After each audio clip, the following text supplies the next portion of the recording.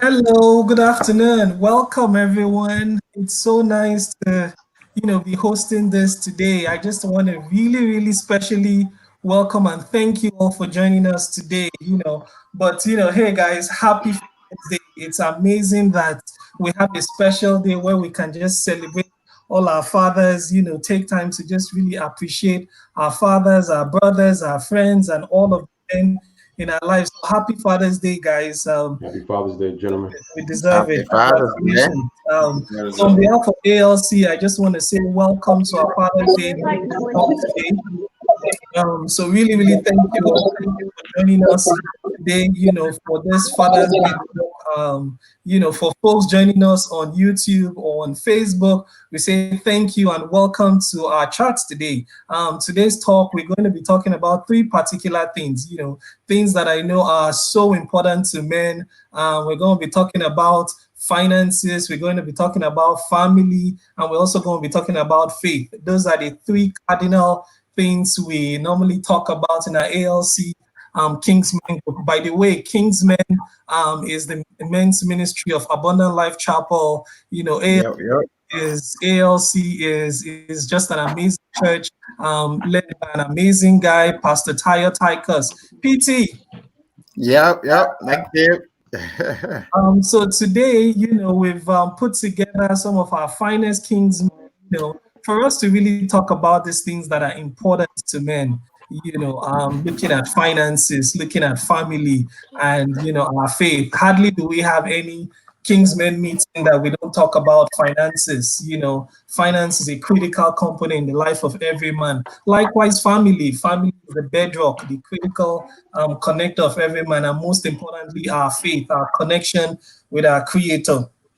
So to get us started in our discussion today, hey, this is going to be a relaxed open conversation. We're going to try to make it informal. As you can see, wow, it looks like everybody here has their beards and everything. I'm the only one here that's. Oh my God. Okay, just give me 3 extra months. You're definitely winning that one. But oh my God. Jimmy looks like Moses, man. So real quick, guys, let's start off. Let's jump right into the conversation today. But let me quickly introduce our finest Kingsmen that we've put together today. First here is Ty Akimboni. You go, Ty. Good day, everybody. Just happy Father's Day to everybody. Thank you all for inviting me, and it's a pleasure, and I'm proud to be amongst Kingsmen. Thanks, Ty. And to Ty's right, we have our brother Taiwo Oluyemo. Hey, how's everyone doing? My name is Taiwo. Most of you know me. I'm into the healthcare profession. I'm a nurse practitioner, and I'm happy to be here to, give my thoughts. Thanks. And next, we have Jide. Hey, good afternoon, everyone. Jide Awe. Definitely a pleasure to join you all here. I am a computer scientist, program manager, a consultant. Have 2 children, twins. My wife is Blessing. Live here in Washington, D.C., and just pleasure joining you all. Thanks, Jide.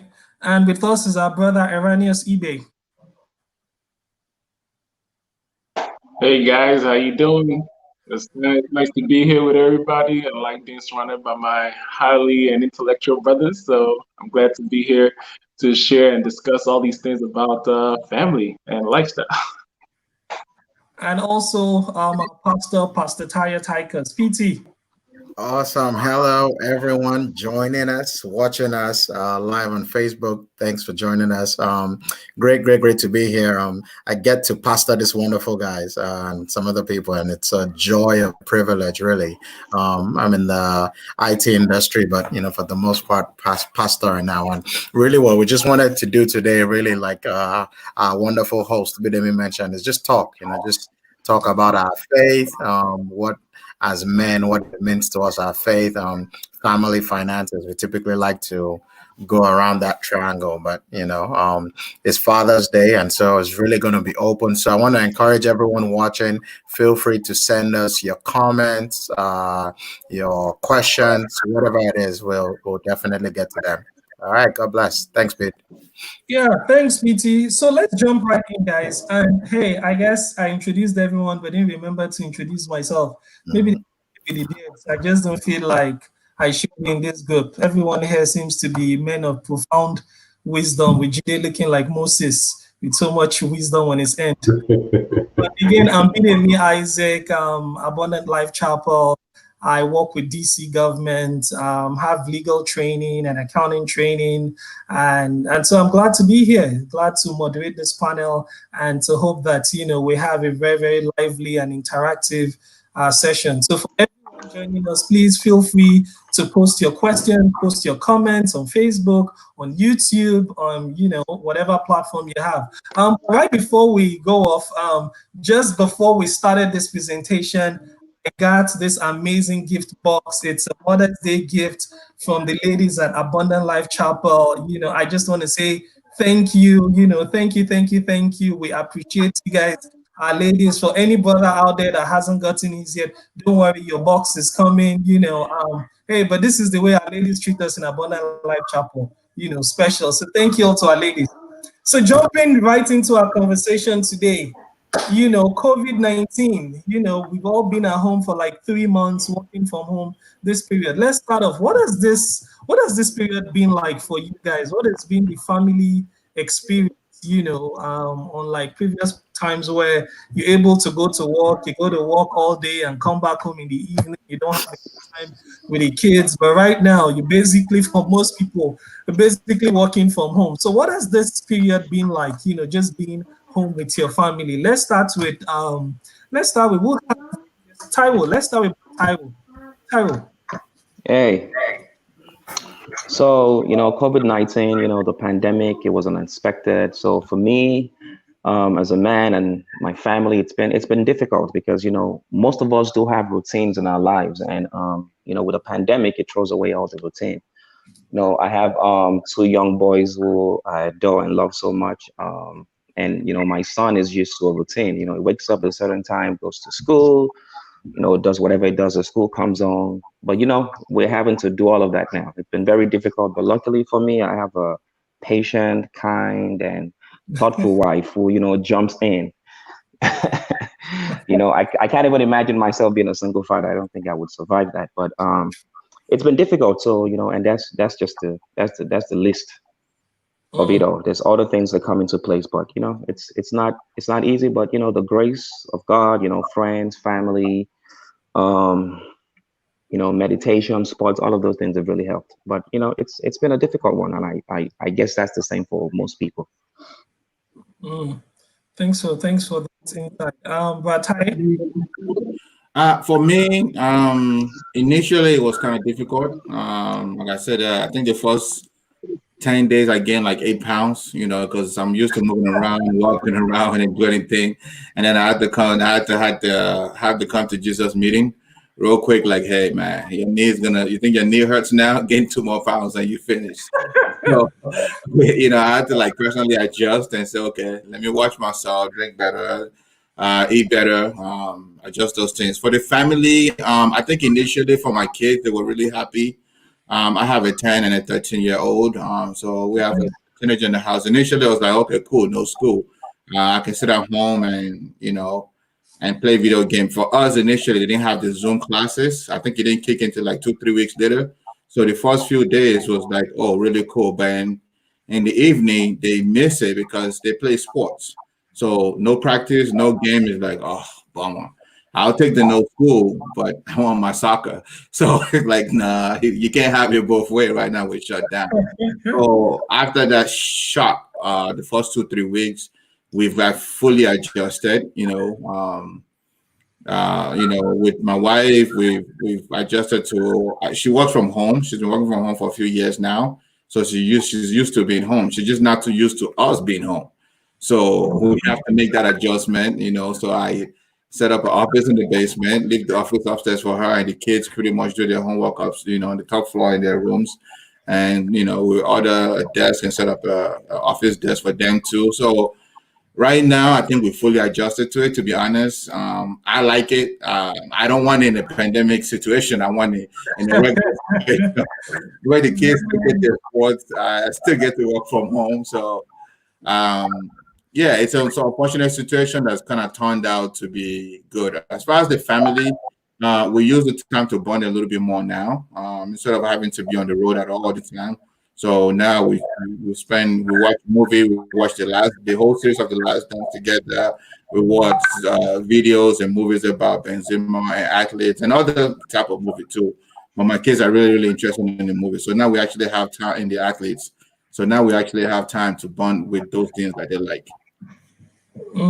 That's nice though. Your boys, man, bro, you have older kids. For some of us with much younger boys, mine are 6 and 3 years old. Even right now, I can hear them running up and down. I've told them, hey, please, nobody come near this room. Daddy is having a very important meeting, but I know one of them likely would still come in. It's likely going to be the younger one. You know what they do. Let's hear from Jide. Jide, you have twins. How's it been like? Hey, Jets, it's been terrible. To be honest, at the beginning, Hey, keep it real, brother. at the beginning, man, I was going crazy. So I typically work from home as well, and I'm used to no one being home. And in order for me to get work done, I need silence. So when the pandemic happened, it just threw everything off. So initially it was very difficult, but obviously, you try to adapt. So we've adjusted. Another thing was it definitely put a highlight on mental health. Being more mindful of that, given all the various distractions and things that could kind of impact your routine, your work, your time with your family, things like that. Obviously, on the bright side, it forces different type of conversations with your spouse.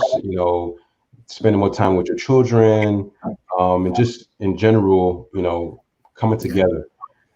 So COVID-19 has been quite a memorable experience. I don't think any of us will forget this moment in our lives.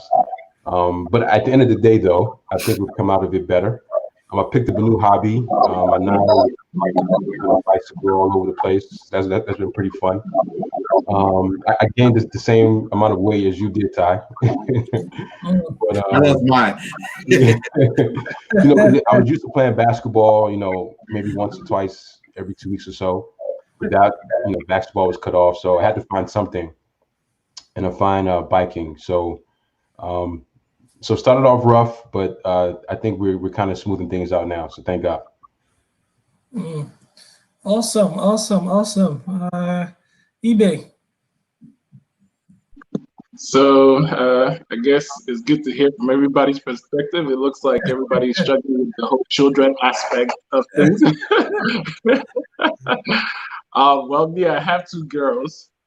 So that in itself, it's a lot because now I'm doing a lot of emotion. And I'm not very good at handling emotions.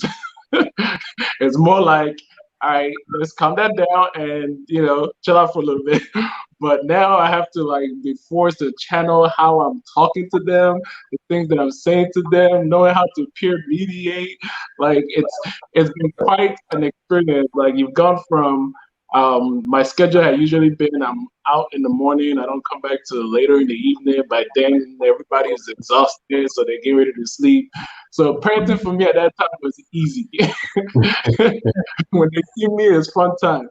But now it's COVID-19, it was like I'm the one trying to make sure that they're doing what their school program has set them up to do, teaching them. So I have to actually learn a lot about myself when it comes to them, because you have to now start to realize I thought I was a great teacher, but I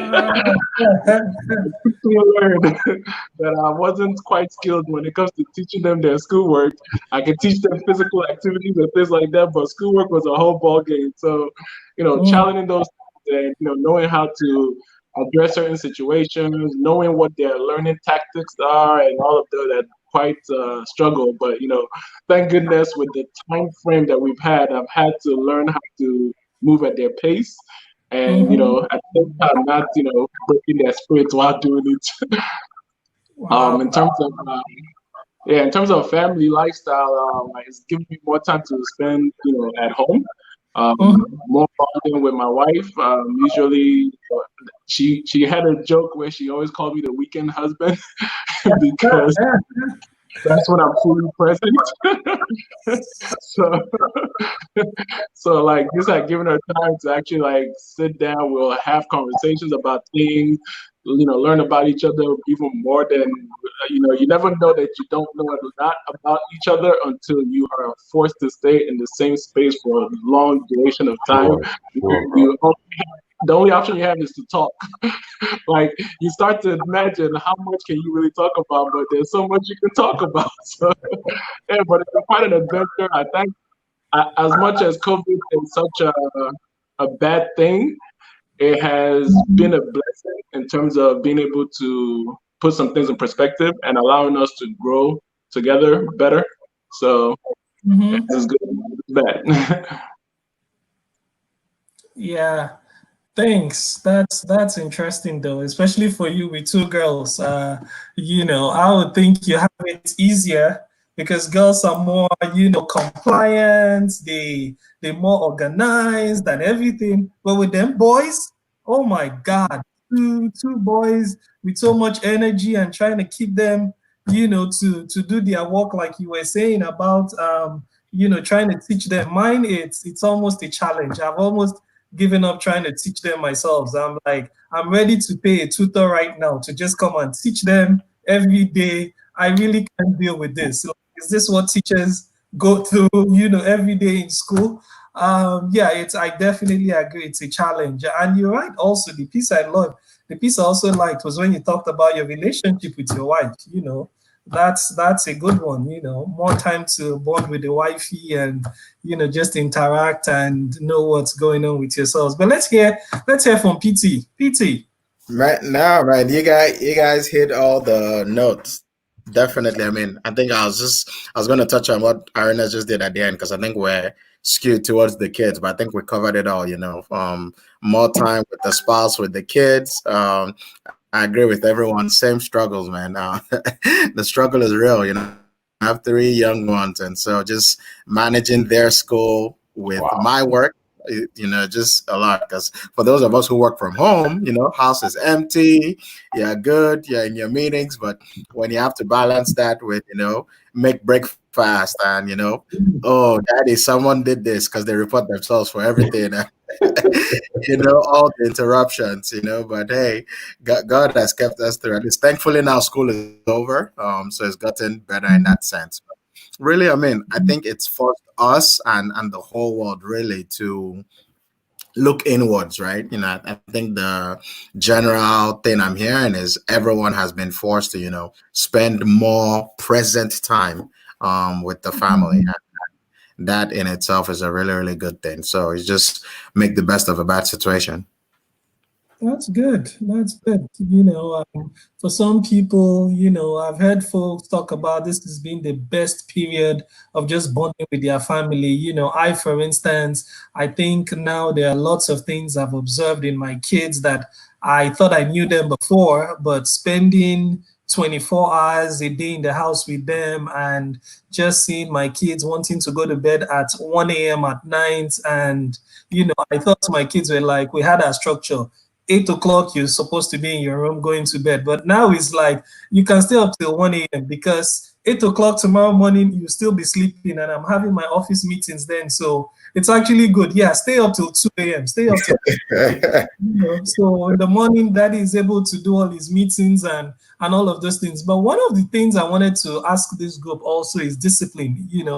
How do you what's your take on disciplining children? How do you guys discipline children? Because I've heard my wife say to me sometimes, honey, you're too hard on the kids. I'm like, they are boys. You gotta make them tough, man. You gotta set them right. But what's your view on disciplining kids, especially during this period that you're home with them, constantly seeing all their antics and everything they're doing? What's your take on it? Let's open it up. So, I mean, I can go first. For me, I think disciplined kids has to start early. You know, we start early. I think that's one thing that my wife and I initially disagreed on, but as the kids started growing and she sees that, okay, you know what, let's come to an agreement on this.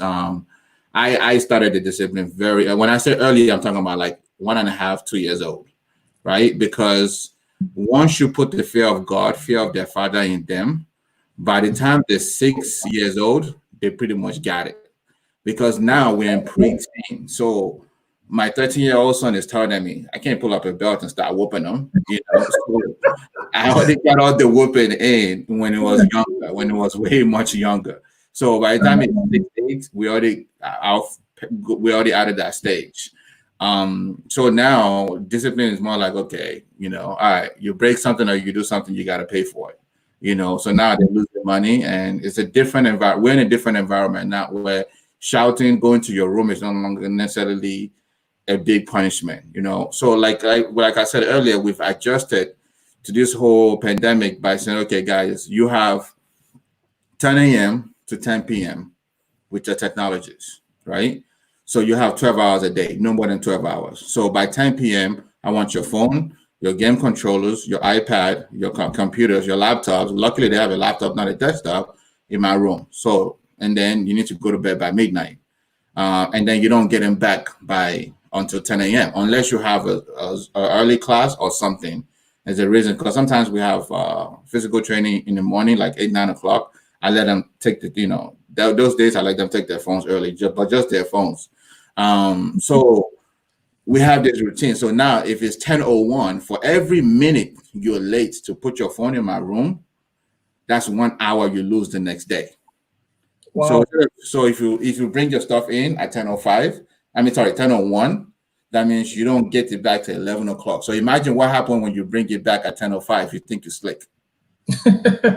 So and these days, again, I have preteen and teenager. So these days, their phone is like their life, is their computer, their phone, and everything. So that's the way we've adjusted to discipline. And then there's some financial compensation when you do well, and also some financial discipline. Now, I don't believe in allowance. That's just me, right? But there are other ways you can make money, and there are other ways you can also lose money.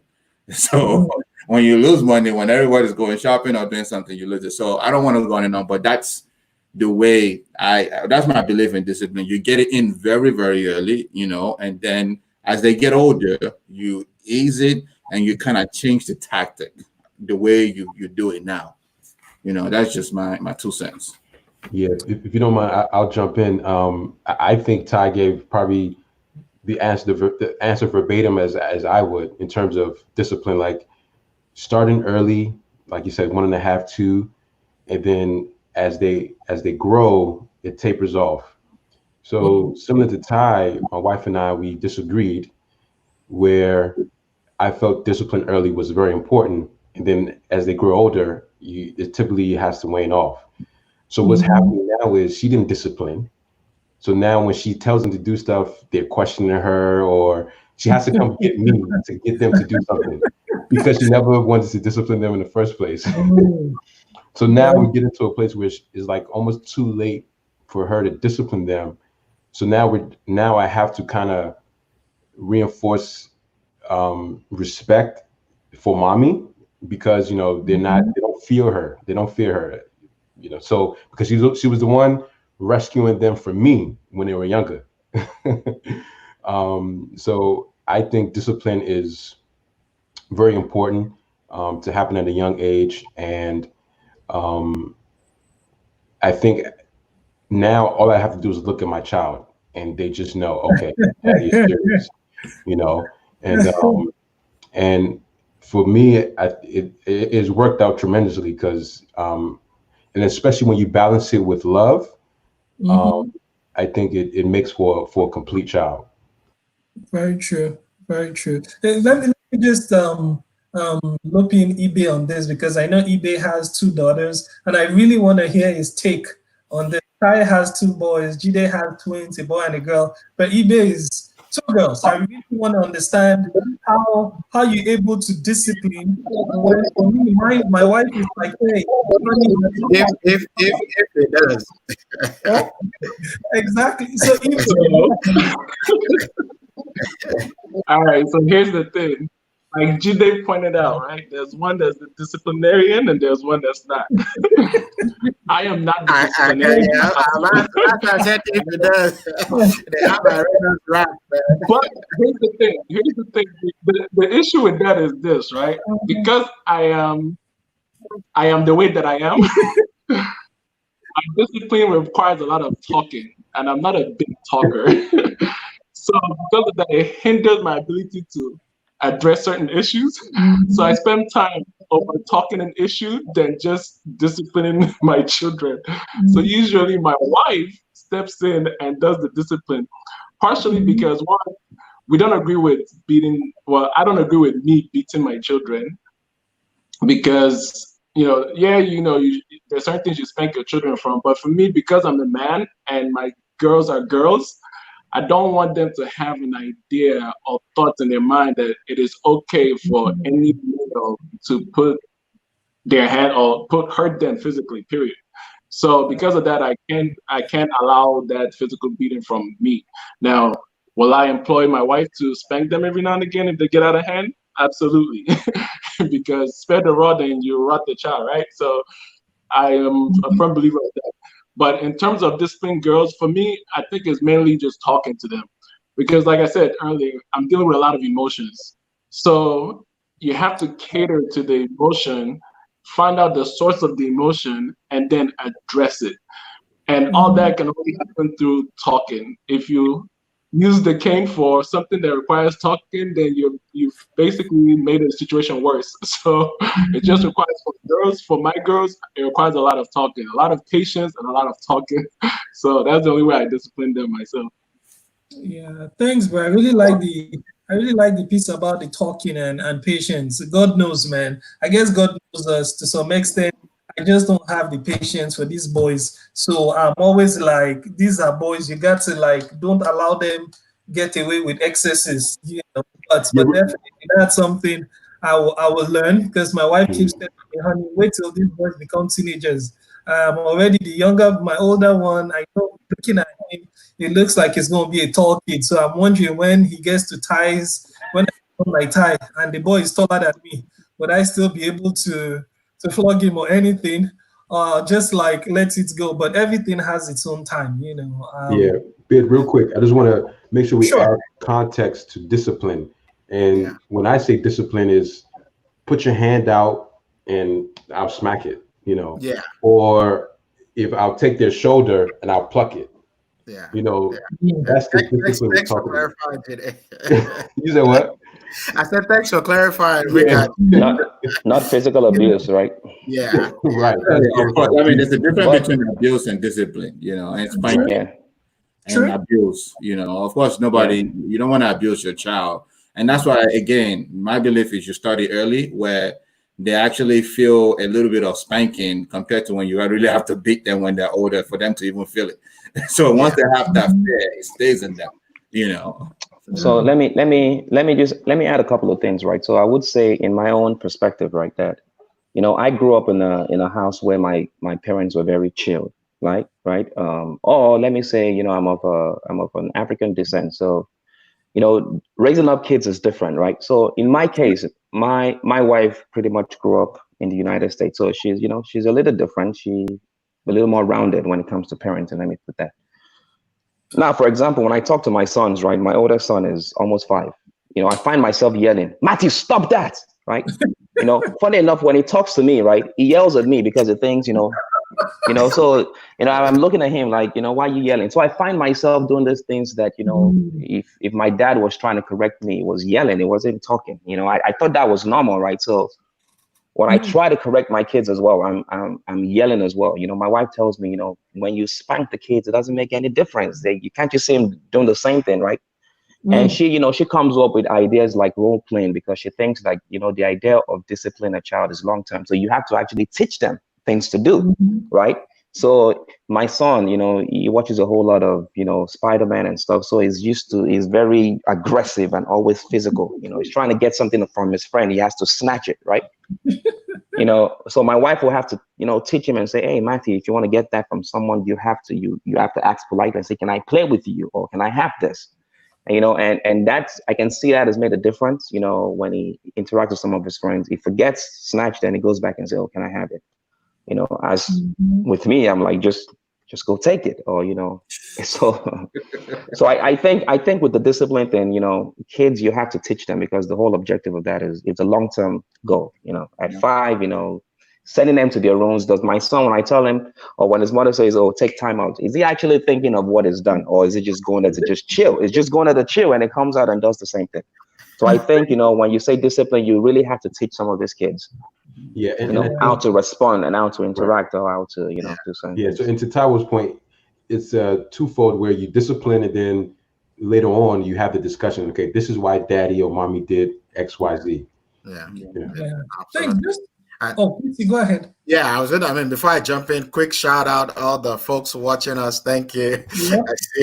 I see Taizo Abiola, agreed with his method, and Bidemi Abiola, and thank you guys so much. But definitely, I think you guys said it. I think what I'm learning the hard way is that it's not a one size fits all.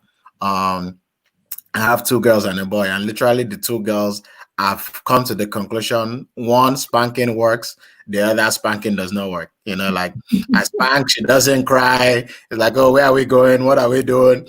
Like spanking, it's just like an event. And then another one, I spank and she acts as if the world is falling. I'm like, it really wasn't that bad, So, but now I'm learning a little more. So like yesterday, the older one did something and it's like, go to bed. And so go to bed on a Friday night at 10 was like, oh my goodness, just go to bed. She got the message of, I've done something wrong, and, crying to bed, as opposed to the spanking. So I'm trying to see now, okay, how do I really, really get the message, and, try different methods just to make sure that teaching moment, like we said, happens. But every child is different, so definitely something to take also as we learn and interact with each kid.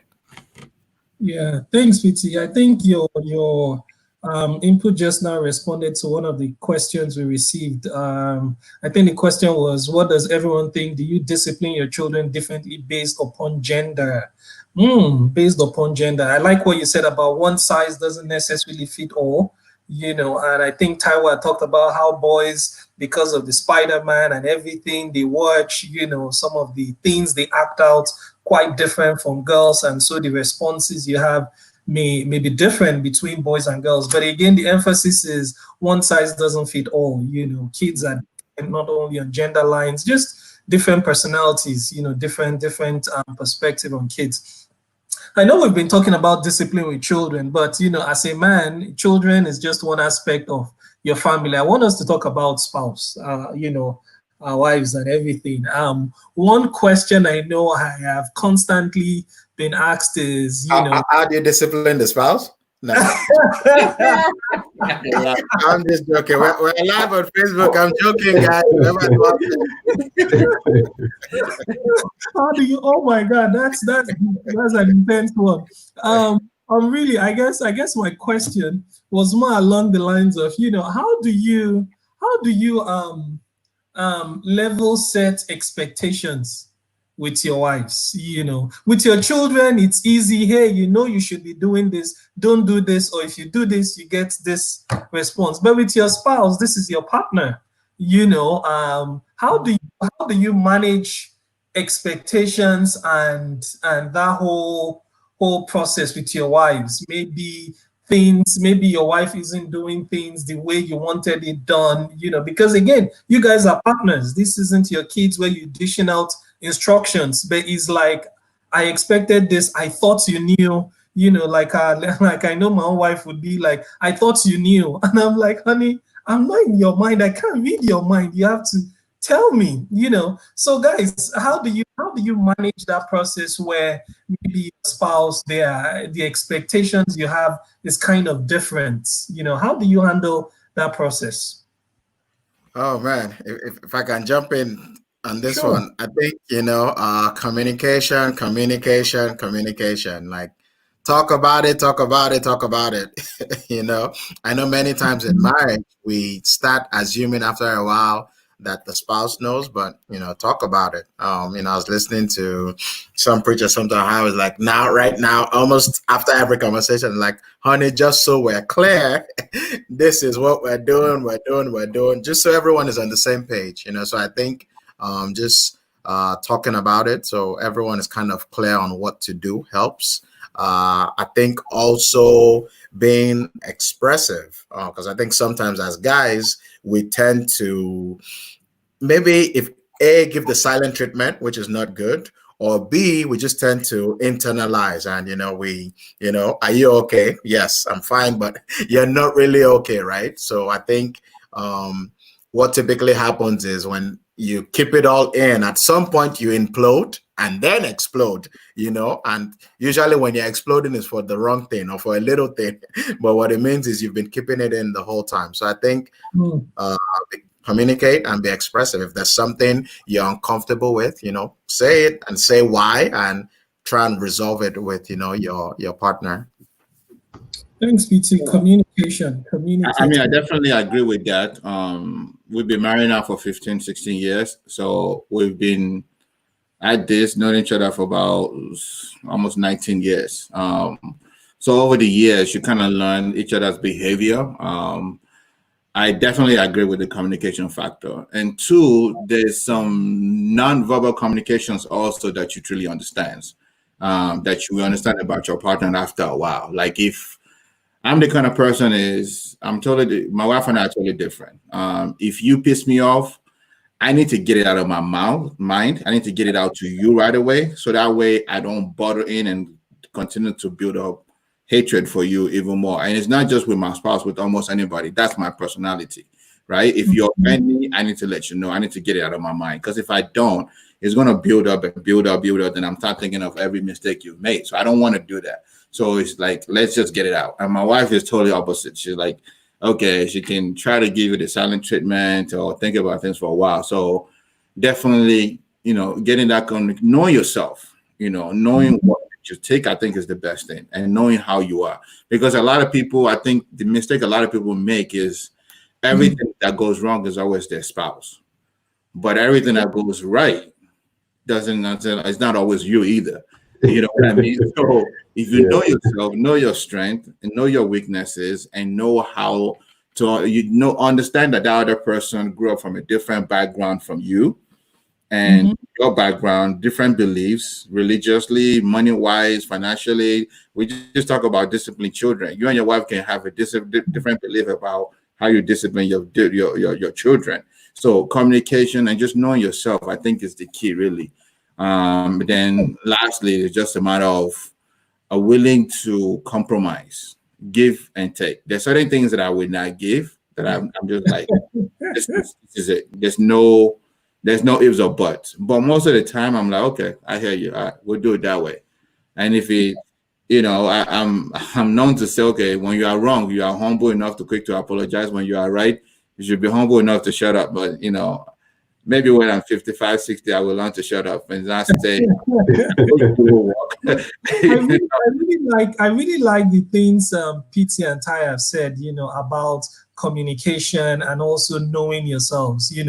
Those are really, really true. But oftentimes, I feel like sometimes people don't even know who they are marrying until they are in the marriage. Until you get into it, you don't know who you're marrying. So does that mean this person for this long? What advice? So let me ask this question based on this. Let me frame this question this way. What advice would you give to a young person, a single guy right now that is looking like, I want to be like Ty, married with kids? What advice would you be giving to them on selecting their spouse?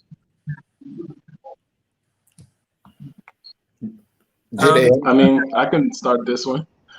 So, sure.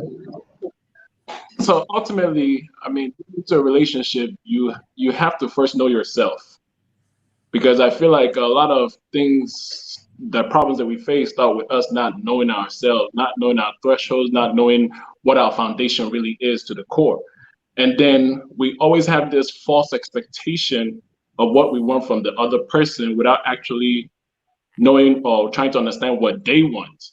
So, you know, like a coworker of mine had asked me something like that because he was getting engaged. And I told him, I said, the truth of the matter is, in my household, the way that I treat my wife and the way I love up on my wife is because I met my wife flaws and all. So I take her for what she is and accept for whatever potential growth that comes with being with her. But first I have to accept who she is at that moment when I met her. So when you accept somebody for who they are, love them for who they are, then you have to channel all of that into the relationship as it grows. Because one thing that's constant in life is change. Yeah. Your spouse will not stay the same way as the way you met her when you first met her, because she's always changing, she's always evolving, she's getting smarter, all of those things. So you always have to keep in consideration of this person who you have said you want to join the rest of your life with. Because at the end of the day, what is this relationship? What is this thing called marriage? The definition, as God has put it, is that you have to love your wife as he loves the church. And if we know Jesus died on the cross for the church. So if you don't love your spouse enough where you will give everything, your sweat and all to her, I mean, we talk about submission and all these things. Submission is not something that is about power. Submission is an act of service, an act of love. So if I love my wife enough for me to show her respect, care for her, do all the things that I need to do to elevate her, by all means, you don't even need to ask for submission. That will automatically happen because she's doing it out of love for what I have shown to her.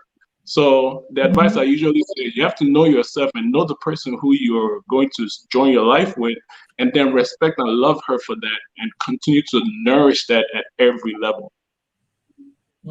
Awesome. I mean, real quick, I want to add to that. One advice I always give young couples is talk about everything before you get married. You know, start that communication early. Talk about, I remember when we were dating, we talked about everything. And thank God for the church we were going then. We had a premarital class. So that opened up the channel to talk about how many kids you want, what kind of house you want, what kind of car, what do you want to live. We weren't even married yet. We already talked about when you retire. Of course, over time you will evolve and those goals will change. But I need to know your goal, your long-term goal, and your short-term goal, and how I can help you. Because if you don't talk about those things, you can grow apart. And in certain ways, if you have a different goals, it's okay. You know what I mean? But at least I know what your goal is, or I have an idea. And when it changes, I need to tell you, you know, the same thing. You need to tell me, okay, you know what?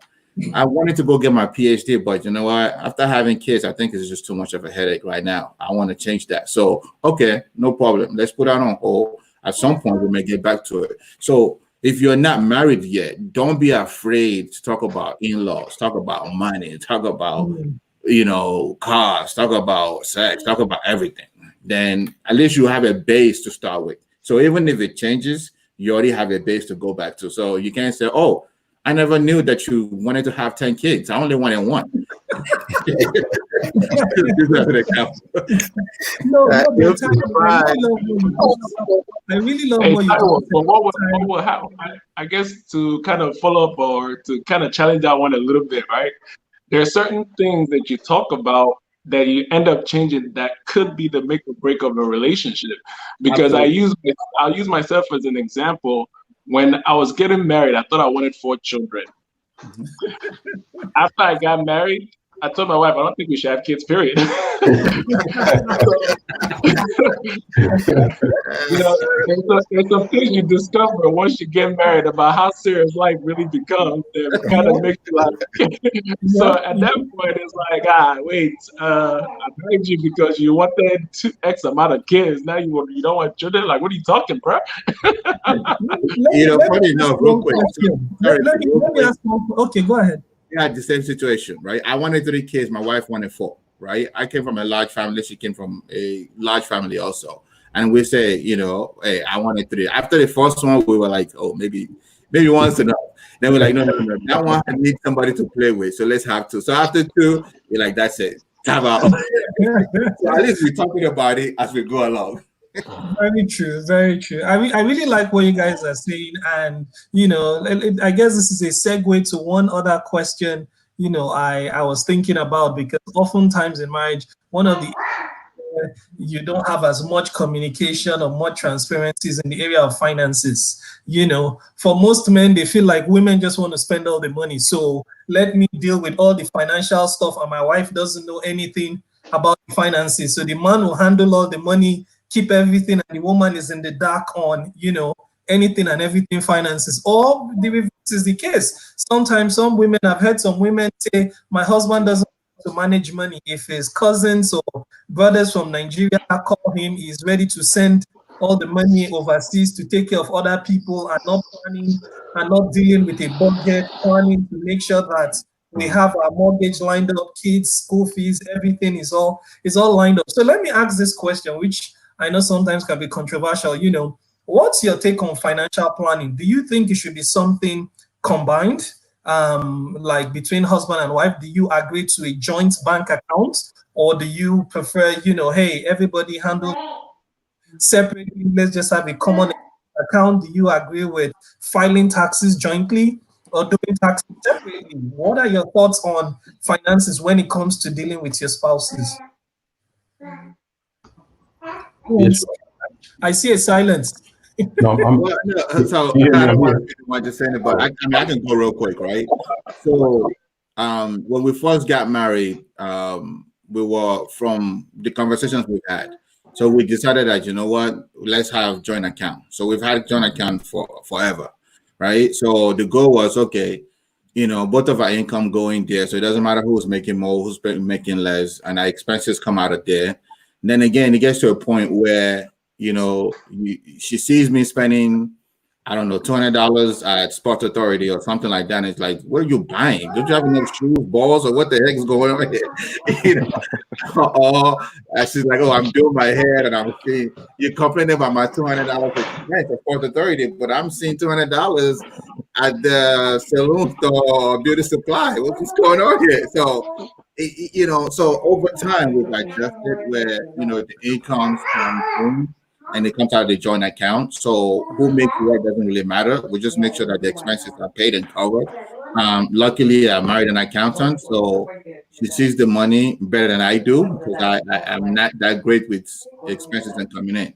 Now, over time also, we've been lucky enough to have other side business. Like I do real estate on the side.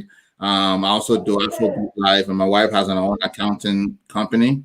So you have your business expense, your business income. I have my business income. We have a 9-to-5 income that we used to pay the bills and expenses. So now I also have my own personal account. She has her own personal account. So when you need to donate to your family, or you need to go, do something that you want to do, I don't need to see. I don't need to know about it. It's your account. And I want to go play my sports, or do whatever I need to do. So that freedom is good. So at least we know the responsibility is taken care of, right? And then we also have some flexibility. Now you also have some events. Let's say somebody died in the family, and we say, oh, we want to contribute towards this, or there's something going on, or let's say we want to take a family vacation, overseas. It's usually very expensive. Very expensive. So we have to announce it and say, okay, I don't know, I can't afford this, but can you help? We afford this together. So you have those situations. So definitely, there's no right or wrong way, in my opinion. It's just a matter of communicating and make sure at least you find a way to take care of your responsibilities and obligations first, and then everything else after, including extended family. Awesome. Nice point. Jide, I think you wanted to say something before. Jide. Yeah. So just for us, I think it's important that even though you're married, you still have some form of independence. So kind of piggybacking off Ty, there's a joint account, but then there's also your own accounts where you're free to do what you like. Then we also split the responsibilities of the bills. Like, okay, you take care of this set, I'll take care of this set. And then obviously there's the third leg where there's family planning. Okay, our retirement accounts, and then the accounts for the kids and things like that. So again, I don't think there's a right or wrong way. I just think it's what's best for you and your spouse. You know, but there could be strengths and weaknesses. Whoever has the greatest strength in managing money or more experience, etc. Obviously maybe that might be the best idea. But then also to your point about in regards to the question, you don't always want to keep your spouse in the dark about things. So yeah. Yeah. Thanks, Jide. So I want to let me add something real quick.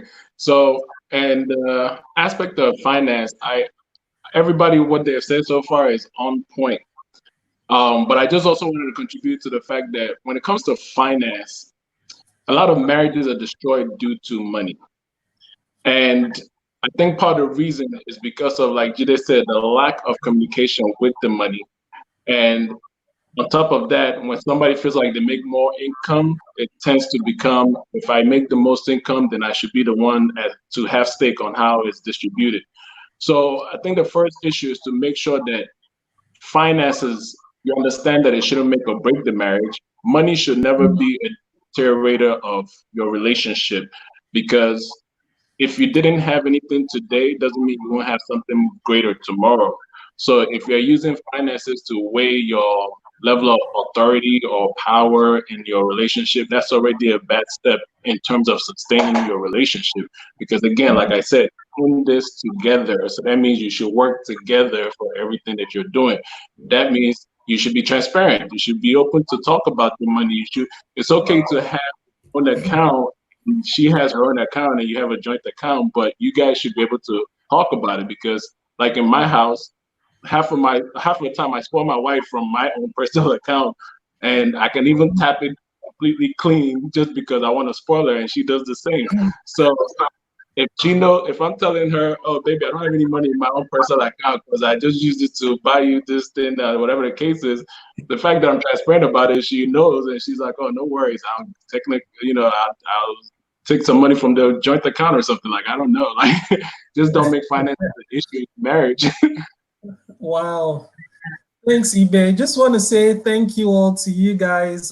Thanks also to all of our viewers. We truly do appreciate you guys. We truly do appreciate you guys, for joining the panel today, and also to all of our viewers. At this point, we're going to pivot the discussions a little bit for us to talk about faith. I really want us to get into the aspect of faith. So to do this piece of the discussion, we're going to be bringing in some additional brothers to participate in this discussion, and some of our awesome fine Kingsmen are going to be dropping off right now. But thank you guys so much for joining. At this point, we're going to switch to some additional brothers to join us to talk about finances, to talk about faith. Sorry. Nice. Thank you so much, guys. Thank you so much. Wow, it's amazing when you're here just chatting. Time just goes by. I know, that's a quick hour. Yeah, it looks like we need to do this more often, because I know folks were enjoying the conversation on on finances in marriage. Yeah.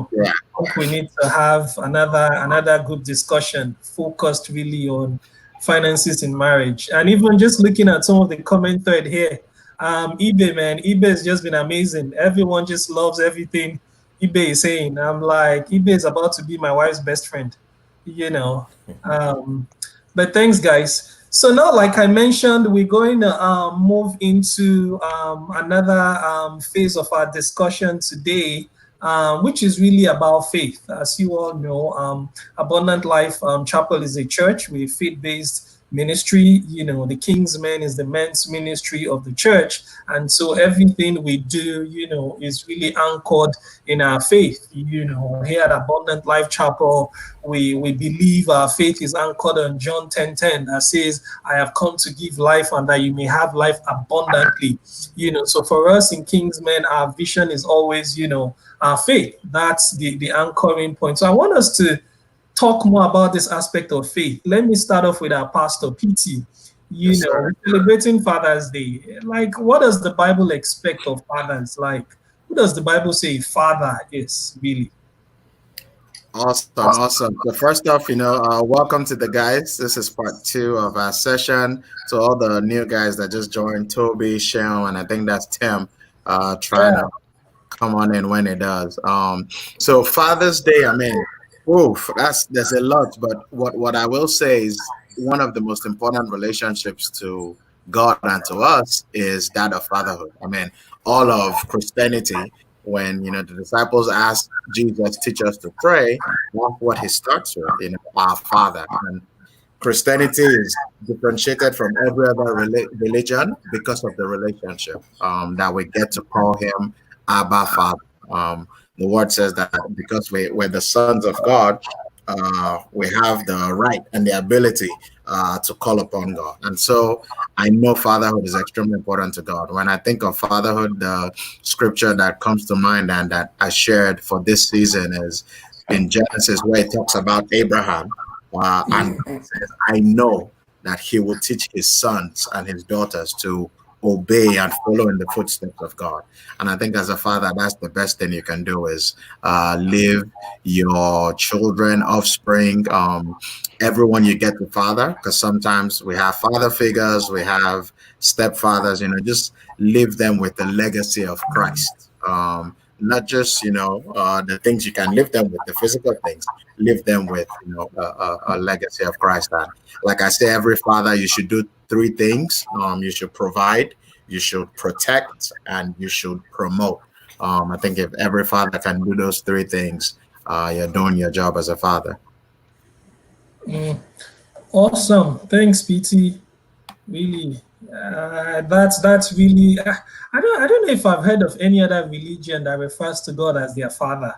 It's always that servitude approach. Oh, we are servants of this God. But for we Christians, that is the beauty of what we have. Of calling God our Father is indeed our Father, and just to have a day set aside to celebrate this piece. And so I've heard some people talk about how earthly fathers are different from spiritual fathers, and how do you let me ask some of the other guys here, what is your take on PT's approach about God being our father? What are the lessons you draw from that Genesis verse? PT has just mentioned that a father, the Bible talks about Abraham. Abraham is one that God knows will teach his children. So what is your take? What is your perspective on that scripture? Let me start with Toby. Yeah, hi everyone. I'm very, very glad to be here to share and to learn at the same time. Let me just follow what PT just said. When it comes to fatherhood, it always reminds me of the scenario of Joseph and Mary. We know that our tradition, once a woman gets conceives out of wedlock or out of courtship, the tradition was to break that relationship.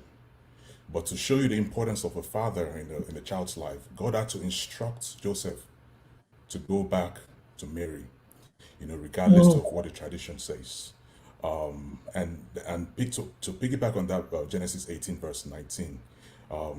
If we look back, I think the previous chapters, we will see how God literally took Abraham out of his father's tradition, and then it's almost like it fine-tuned him, it cleaned him up. And then Abraham got to the point where he was ready. And then God, said concerning him that he would teach his children after his justice and his judgment. And if you look, I was saying it somewhere, recently. PT was also there.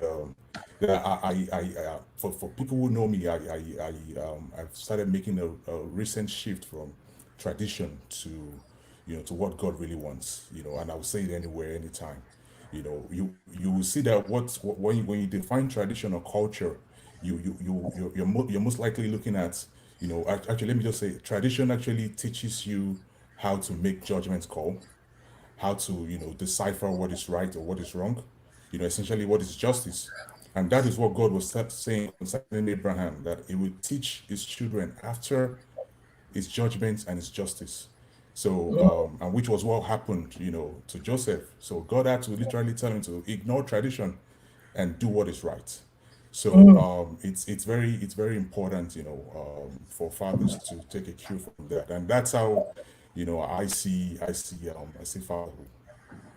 So to pick on something on that scripture, now that we're discussing that scripture, PT laid out, it was God saying He knows this is who Abraham is. Abraham is going to teach his children in the just ways and the right path of the Lord. So if one were to ask your children or your spouse, like how would they describe you? What would they say of their father? What would they say? Who would they say their father is? Would they say my father is a man after God's own heart, and or would they describe their father as someone that is just a disciplinarian? All they know about their father is daddy disciplines, or daddy is just this brilliant man. How would your children or your spouse? How would your spouse describe you? Let me start with Sharon. Sharon. Hello, Sharon, are you there? I don't think he can hear us. He said his audio is out for a bit. So we'll wait. So maybe Taiwo can do it until. Yeah. Oh, so what would my spouse think of me? Or what would the definition be of me? So funny enough, you would have to ask her that question. But but I will say this though. I think if you were to ask her to describe me, she will tell you that I'm a kind, generous provider, right? I'm of the belief that anybody can have a child, but being a father is long term. It's a lifetime responsibility. My role as a father is to teach my son, is to discipline him, to love and to pray for him. Like I said, my only prayer is that my kids will always be better than me. Even in my greatest achievement is that I want them to always stop that. So I try to be kind, I try to be attentive, I try to provide. My son sees me get up every day and tells me, Daddy, you're walking too long, can we play a little bit? But that's me teaching him, and I have to take that time to say, hey, listen, your toys, school, your clothes, it all comes from hard work. So my job is to teach him, and so if my wife was to say anything about me, it would be that that I'm a kind father, a provider, and now she might add some other things, but you have to ask her that in person. So. Oh wow, yeah. So well, okay. Let's hear from PT. PT. God described Abraham. God said, Abraham, I know Abraham is going to teach his children. To David, he said, I know David is a man after God's own heart. Yeah. PT, what would that description be, and would your spouse agree with it? So I think my spouse, my wife, and I would agree with it. The kids, I think you also mentioned the kids, and I think that's the one that's a little trickier, only because I will say I do have PK fear, because I've seen so many PKs not turn out well. Now, thankfully, Toby is on and is a PK. It turned out very, very well. So.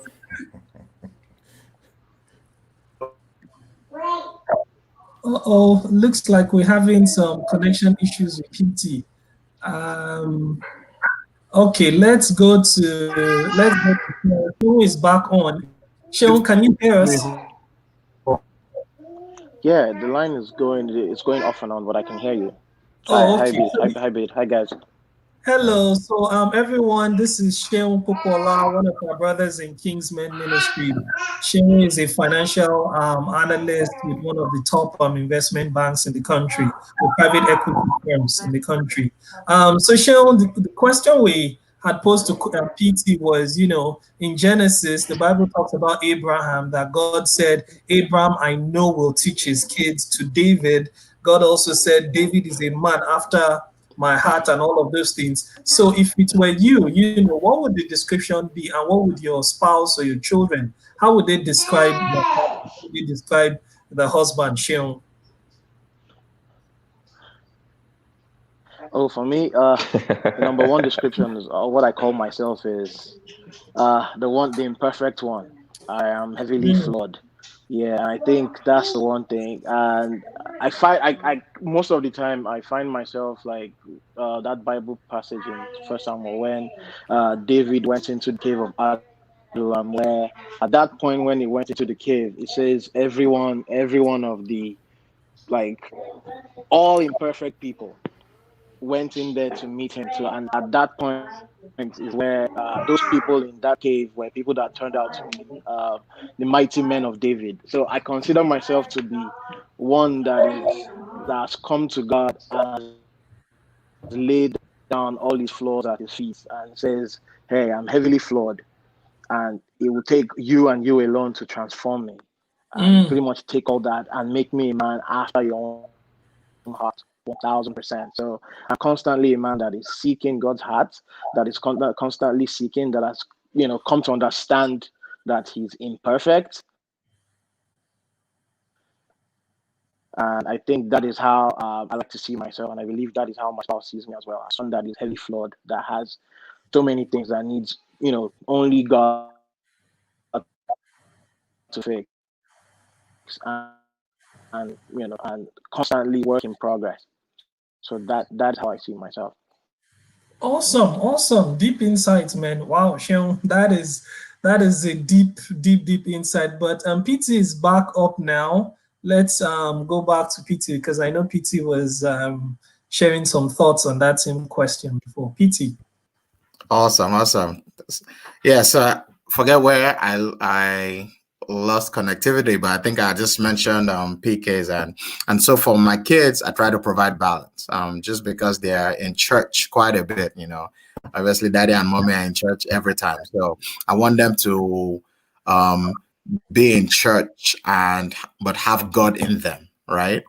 So is not, and so just providing that balance. But I think for now definitely they'll say the same thing. So I try to, bring it down to their level. Hey, try and read a scripture a day. Let's pray together. And, what should we pray about? And I'm like, whatever you're thinking about, daddy, mommy, your friend. Every now and then a cartoon character will feature in the prayer and,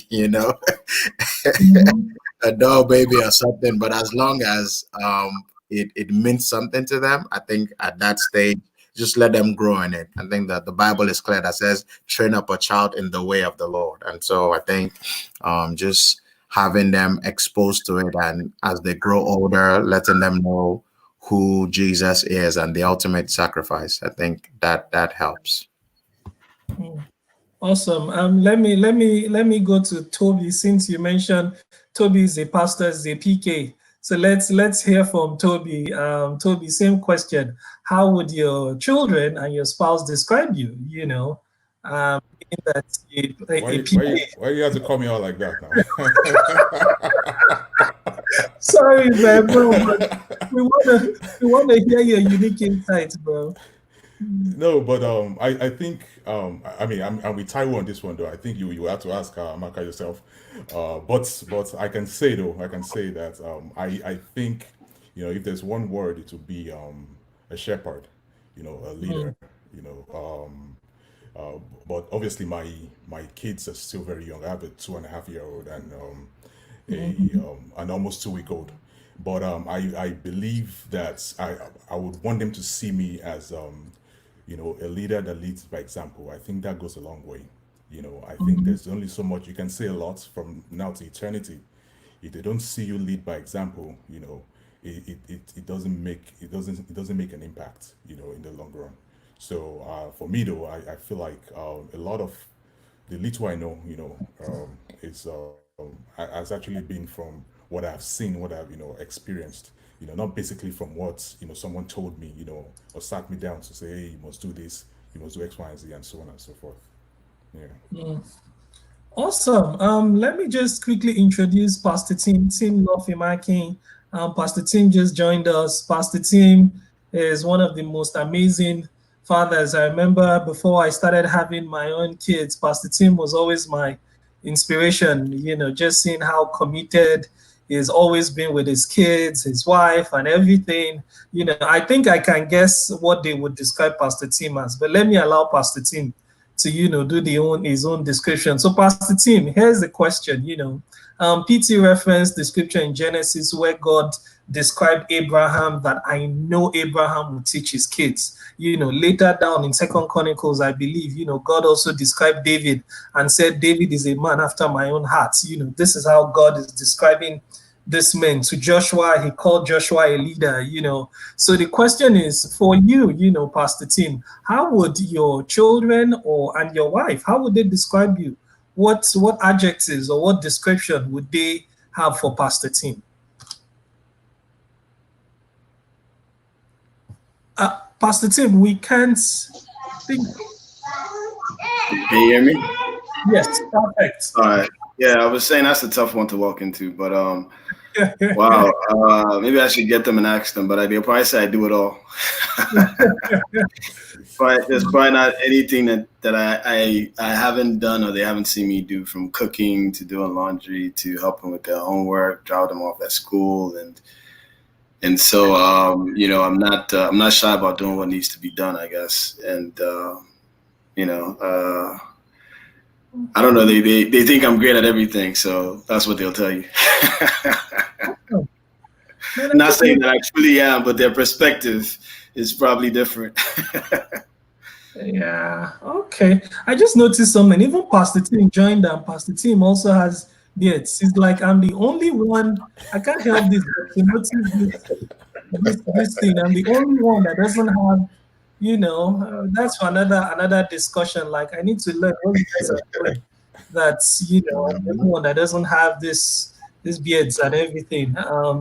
But awesome discussion though. I think for me, again, to what everyone has been saying, being a flawed man, being someone that is a leader, being someone that's stepping up to the responsibility. Those are things that resonate with me, and I really like what Pastor T said. Do whatever needs to be done. So I think for me personally, the description my family would have would be that B is just someone that does whatever needs to be done.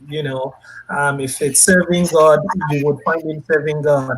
If it's working very hard, you find him working hard. So in any of these facets, he does what he needs to do. And I also echo what she said, is also that we all work in progress. We all improving. We all trying to grow ourselves and increase in the faith. But I wanna follow up on another discussion along the same path here. We already talked about what the Bible, the expectation of fathers. I like how PT said it. Fathers are to provide, protect, and what was the third one again, PT? The three things. Promote. What? To promote. And to promote. So how do you do these things, Pastor? I hear you say these things. It sounds good to provide, to protect, to promote. If I don't have muscles or biceps, can I promote?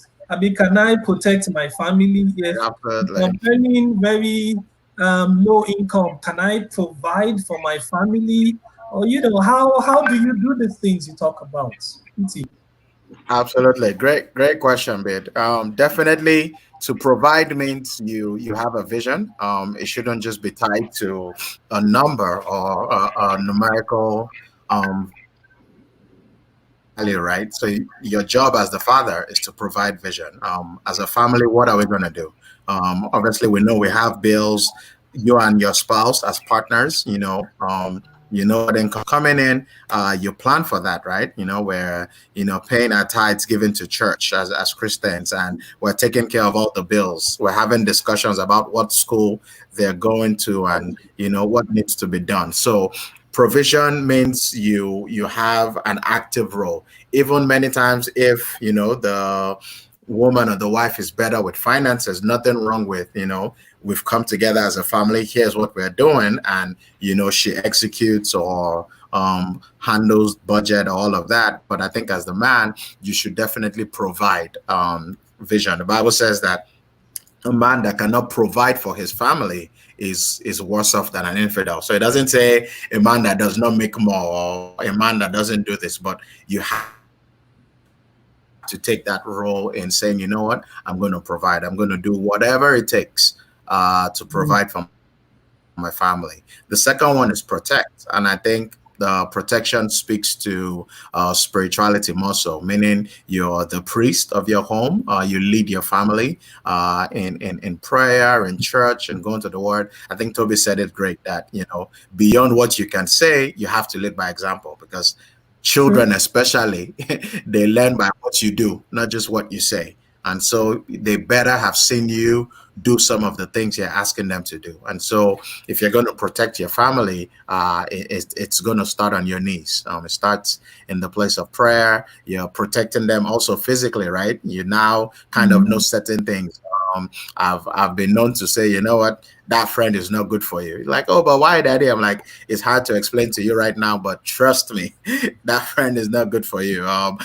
You can see trends, right? When you're with this friend, your language is different, you get good grades, and when you're with this other friend, that doesn't happen. You know, it's common sense. Now they can't see it at the time, but you can. And so you might lose brownie points, but you're not supposed to be just their friend, right? You should be their father. And so you have to protect. And the third one, to promote, I think, you know, let your kids know that, look, you're there for them. You will do everything you can to make sure they have it better than you. I think joy, hope as a father is to see your kids eventually do more than even you did.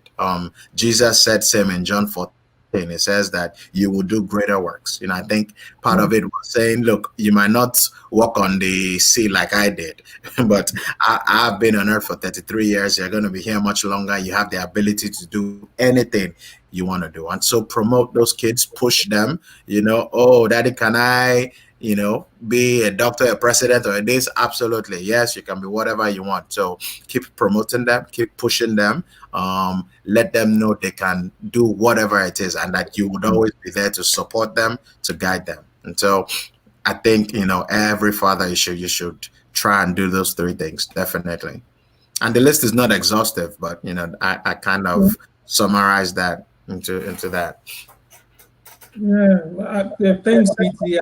I don't know if you noticed, I was actually writing some of those things down to make sure that it's something that, you know, resonates. I love it when you have simple abbreviations like that. You can always reference the PPP, the three Ps, you know, provide, protect, and promote. So guys, any, you know, PT has just talked about these three Ps. Any angles you guys have on this, you know? Maybe Shell has this SSS, or Toby has BBBs, or something. What are things you guys, you know, along these lines? What are your thoughts on that? I mean, just I think PT said it all. I just want to add to the promote part of it.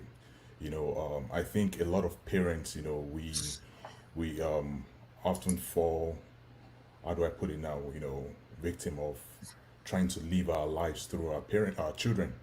You know, some of the things that we couldn't really attain. You know, because in order in the spirit of trying to promote them to be what they want to be, or what they can be in their life, you know, we make the mistake of trying to indirectly live in our lives, or the life we would have lived, you know, through them. I think we just need to watch out for that trap. But Peter said it all. Yeah. Picking on even the promoting piece, I know we're talking about our kids also. I want to hear from other guys. Your spouse, how do you promote your spouse? You know, how do you protect your spouse? How do you do those things? Tyrell, how do you promote your spouse?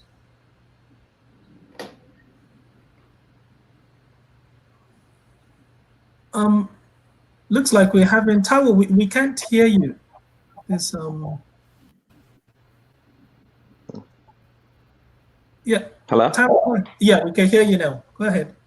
Now, you said, how do you promote your spouse?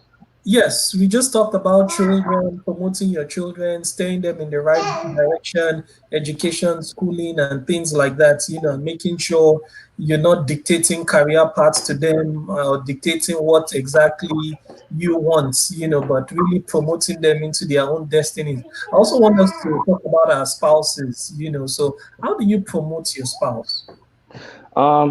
in my own relationship, I think if there's anything that I can do is to encourage and to give praise when praise is due. I think that, regardless of what you set your intentions to be, people make mistakes. But more importantly is that you recognize when they make efforts and you encourage them. So if there's one thing I can say that I need to do better in my relationship to promote my spouse is that, I need to give her praise when praise is due and encourage more, because it's easy to always find fault in something. Um, but like I said, more importantly is to encourage and praise when your spouse or your partner makes amends or make goals towards an achievement. Awesome. Pastor Tim, any reactions? Yeah, I mean, I think Ty was on track. I mean, ultimately for me, a lot of people talk about how they get married and they give up on their goals and things like that. And that's one of the things that I didn't want to be the case as it pertained to me or my spouse. So kind of understanding what, she wanted to do early on in our marriage and, with her career and things like that. And we continue to have those kind of conversations and try to encourage each other through those things. There's a time she had to take her CPA exam, which was something for her career. And I said, you do that. And while you're doing that, I'll take care of the kids and, take on the extra load so that she can accomplish those things. And then, the reverse is the case if I need to focus on something. But as long as we're doing it in partnership and it's something that's spoken about, I think sometimes we just try to run our own thing and don't involve our partner. And then that's when you might run into trouble. So we have an understanding that, hey, this is what you're focusing on right now. I got your back. You take care of that. And then when it's my turn, we do that as necessary. So for me, I always want her to, I think one of the beauties of marriage is trying to get the other person to be the best that they can be. And so, you support that as best you can. We have years and years ahead of us. So, we just map it out, plan it out, and hopefully we can all get where we need to get as far as personal goals and collective goals. Awesome. Thanks for that insight, Pastor Tim. I remember when we were still courting, when I was still courting my wife or dating back then, one of the advice I got from my mom was that, make sure this is someone you need to invest in. Marriage isn't just all about, I love this person, but like you're objectively looking and saying you're going to invest in this person and it's for the long haul, So thanks for that unique perspective. One of the questions we got is, can you speak on men who struggle with fatherhood because they didn't have examples growing up? This is why I love we doing this platform. We have this platform and this program is so that, people are informed. We're sharing information. So for some people that may never had these kinds of role models or fathers in their life to impact these kinds of ideas or thoughts or thinking and explaining the role of a father, I think this is very, very helpful. But the question, just so that, guys can respond to this question, it says, can you speak on men who struggle with fatherhood because they didn't have the right example? What are your thoughts on this? How can men that didn't grow up with the right role models or fathers in their life, how can they do better? How can they be better? How can they meet the standards in the Bible and some of the things PT alluded to, the 3 Ps, providing, protecting, and promoting? How do you do these things if you never had a role model or a father present in your life? Let me see who wants to go with this. PT, what are your thoughts on this? Sure, that's a very, very interesting question. And I think we said it earlier, but the role of fathers cannot be understated. I mean, in the lives of boys, in the lives of daughters, a whole lot of research to show the impact of kids who grew up without a father. So for this person, this guy or this man, how you didn't grow up with a father and you're struggling with fatherhood, my prayer and advice would be do everything you can to be the father you would have loved to have. So everything you've come to the realization that you missed out on, or you didn't have, or in some cases that you didn't like. Maybe you had a father initially for a while, and after a while, for whatever reason, divorce or death or whatever it is, the father was gone. Be the father you would have wanted to have, and so let your kid experience what you didn't get. It takes some digging in to say, you know what, I missed out on this, or I didn't have this. I would have loved for a father to come watch me play sports. I would have loved for a father to come to my show in school, or come when I was doing this. And then if that's the case, make sure you do that for your kids. I would have loved for a father to guide me, or teach me about marriage, or teach me about this, or teach me about that. And so you now take the onus upon you to try and be that for your kids. And I would definitely say, if in some instances you may need to seek a father figure, because sometimes it's just hard to know these things if you've never seen it. And so seek, a father figure. Maybe it's some uncle if you're in a great church. Shameless plug, like ALC. Seek you a good man that you can talk to, and be a mentee, and say, you know what, this is the deal, and talk to me. I want to learn about fatherhood. There's no shame in your game talking to a man or a pastor or someone that you can say, this is something I want to learn. Because your goal at this point is to say, you know what, I don't want my children to experience what I did. Thank you, T. So one of the questions, as you were speaking, one question that I've always pondered, and this has come up in some of the recent debates and discussion, around this whole police brutality thing and racial tensions we've seen in our society today. And, one analysis I'd seen was about how the lack of fathers in the home, or the lack of fathers, has seriously, or is seriously impacting Black children, that they really don't know how to relate with law and order, because you don't have fathers in the house to discipline, or to train, or to admonish in certain ways. Now you have children that it's one of two things. When they see law enforcement people, is either they are intimidated, they are scared, or they just want to act out whatever grievances. So I want to pose these questions to the guys. What advice would you give to any younger male out there on how to relate with law enforcement?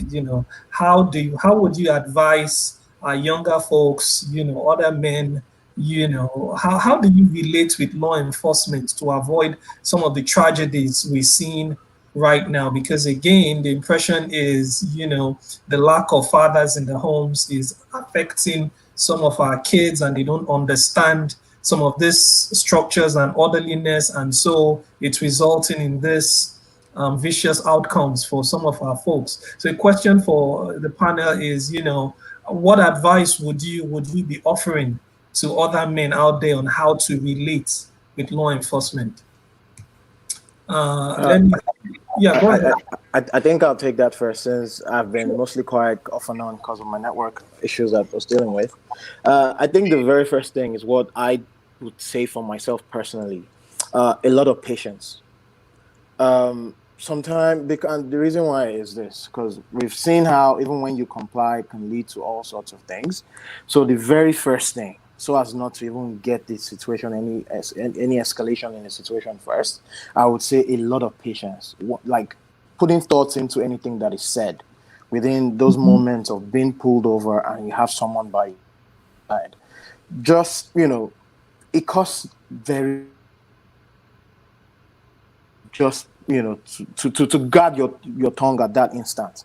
We get upset. We don't want to lash out, because at the end of the day, it's always at the back of my mind about, not being another hashtag. I remember for the very first time last year, I was driving out. I can't remember where my wife and I were coming from, and for the very first time, I was pulled over by the cops on a Friday night. First off, it was that of fear, because it was late. We went out and we're heading home. So We had both the lights inside the car on, both our hands on the dashboard, even before he came down to see us. That when he came to the side of the car and then he saw what we had done, he felt very bad. And he was like, "Sir, man, I just wanted to tell you that you might not know this, but your lights are blown out. Like you had a broken tail light, and that was why I wanted to call you, tell you to. You might not realize this, but this is what is going on in your car or what is happening. So I need you to go fix it. Please don't believe what you see on TV. And I'm sorry if I scared you and I've done anything." Those were his words to us that night. Now, I've seen people on TV and the news when they become hashtag over things like this. And you hear broken tail lights, they get pulled over, situation gets escalated, and then before you know it, we start another hashtag or something has happened that shouldn't have happened. So the very first thing, which is what I do for myself, is first off, it costs very little to comply with whatever it is the order is or whatever it is that you're supposed to do at that point in time. Just a little bit of patience.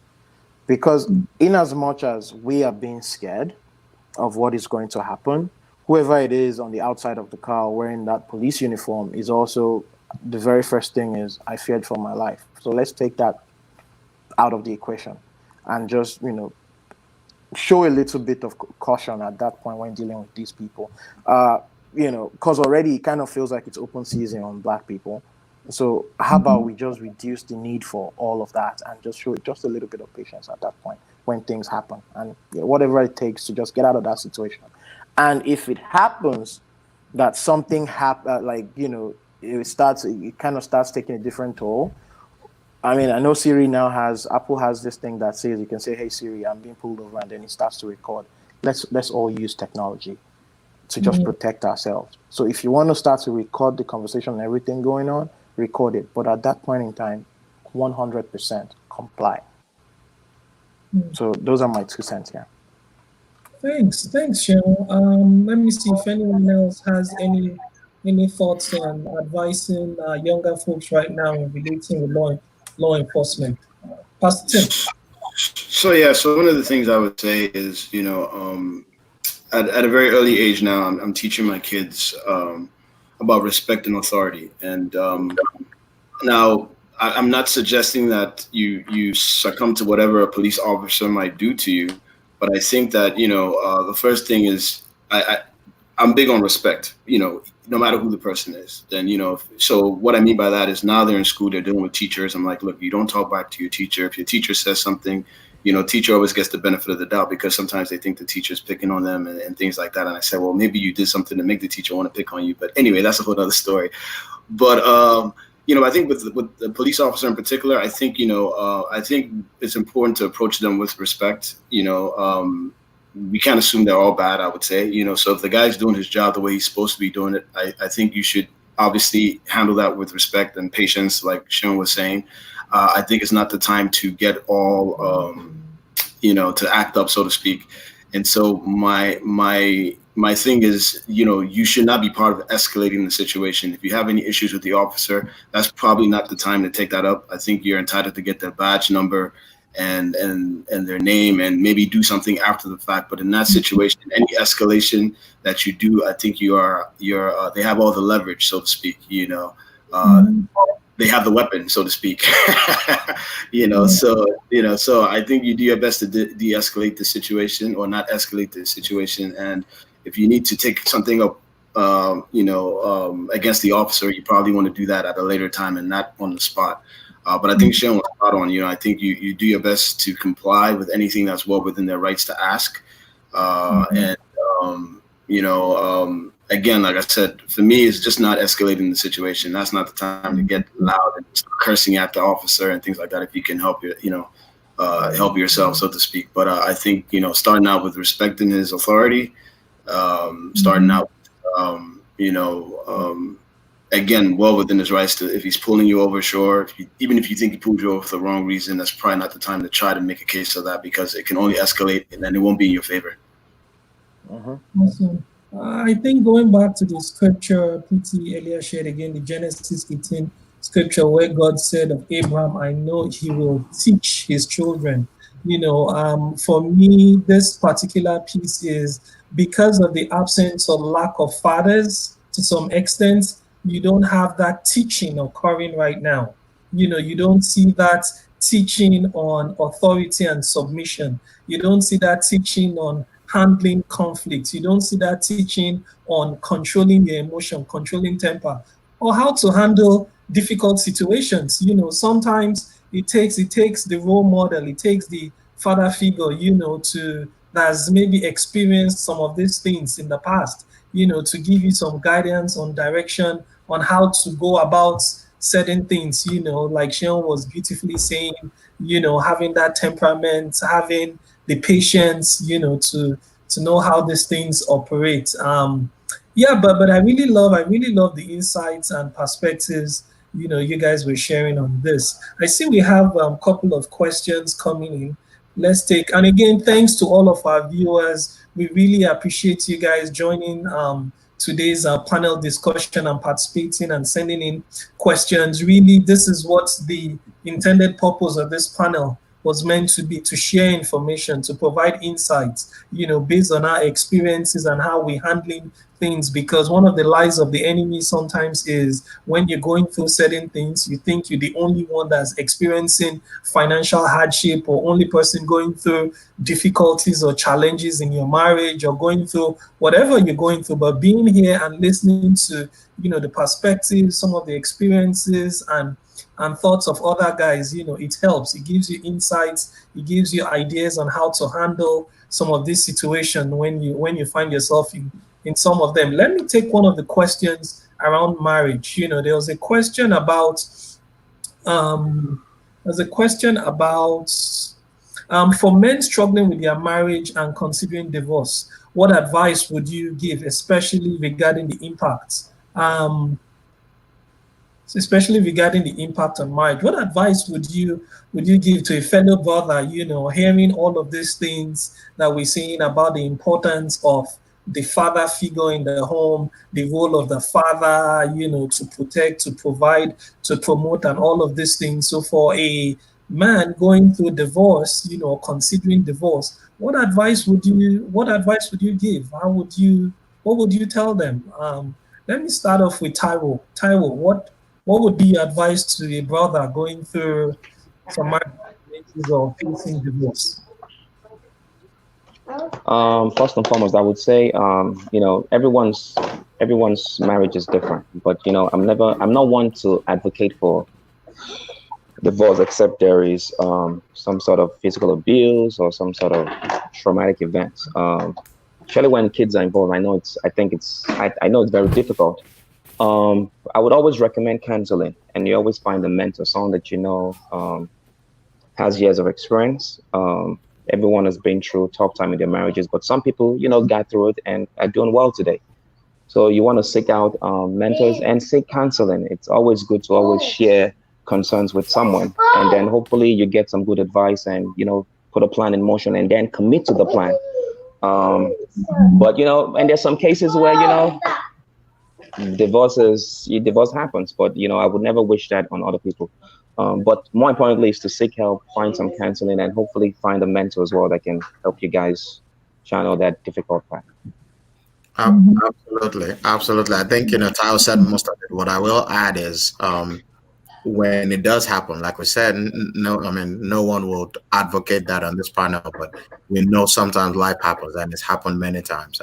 But when it does happen, I think the role of fathers, since we're talking about fathers, is do everything you can to be present in the child or your children's life. I think don't let them be collateral damage so I think still do everything you can to be present. And I think nowadays, blended families, I think there's a social consciousness whereby we're doing a little better, as far as doing that. But I will say if God forbid it ever gets that, the fathers should still try and be present. But definitely. If you can. Go ahead. Okay, no, I was just gonna repeat again, like Taiwo mentioned, do everything you can to avoid it. I mean, definitely every marriage goes through difficulties. So prayer, counseling, mentorship, do everything you can to prevent that. Yeah, I was gonna say that, I think being able to, You go, Sharon. Go ahead. No, go ahead, Pastor Tim.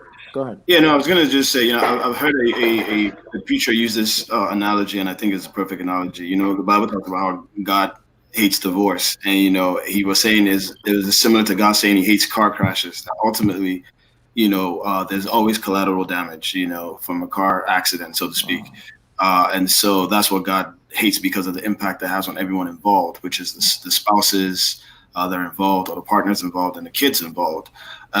So my attitude towards it is, we try to avoid that as much as possible.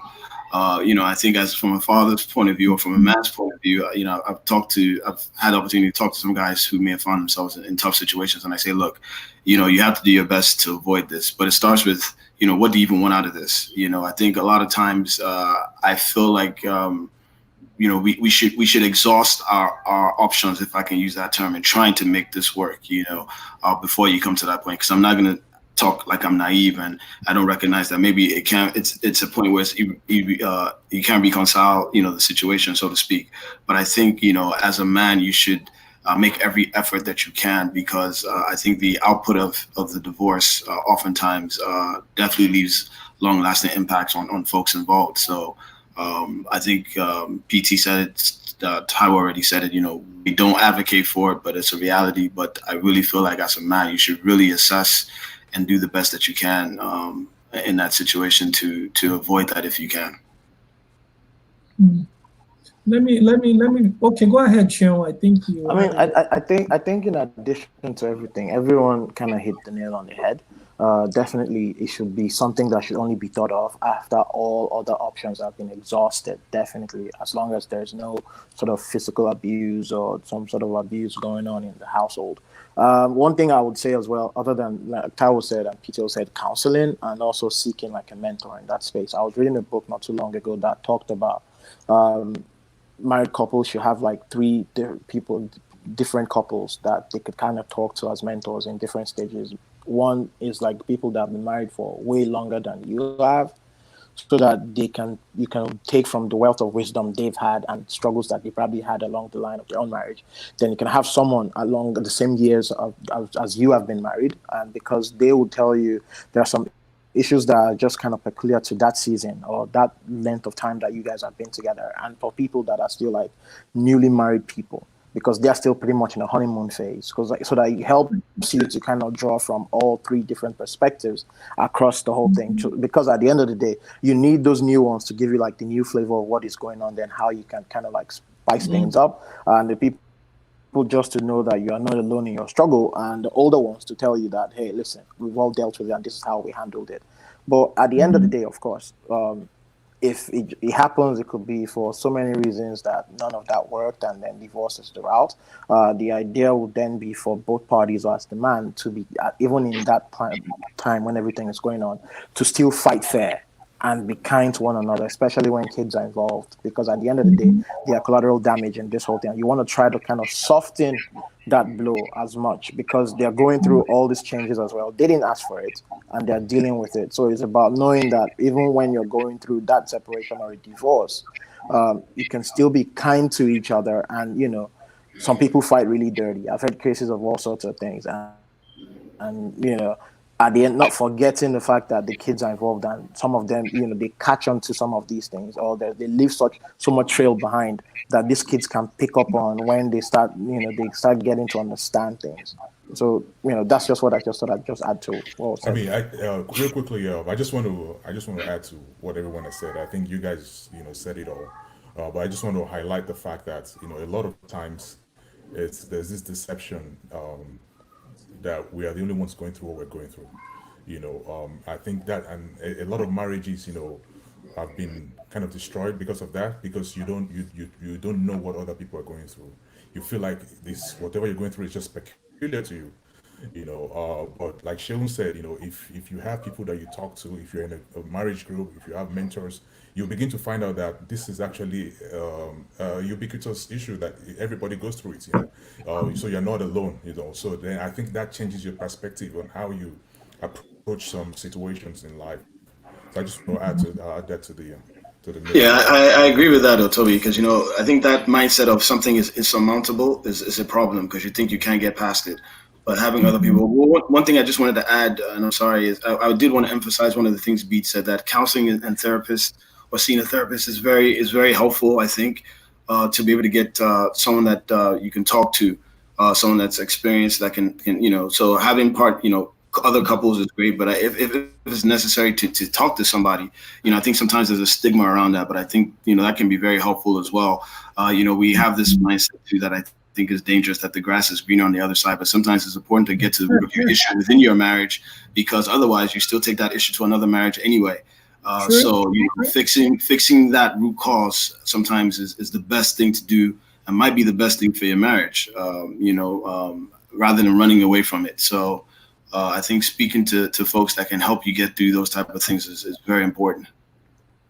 Oh, so on point. Definitely agree with everything folks have commented on this, because like I think Sheon mentioned the Bible scripture that talks about God really hates divorces isn't, because when you look at the impacts, the implications down the line, for the children, for the parties involved, there's so much collateral consequences to that decision, and I think it should be a final thing. It should never be the first or initial consideration. It should be that if all else fails, and then divorce may be the option, but that is not something that should hastily be jumped into. But let me pivot to one other question real quick about as men, we're saying some of these things are not ideal, divorces and all of those things. But how do you, I want us to,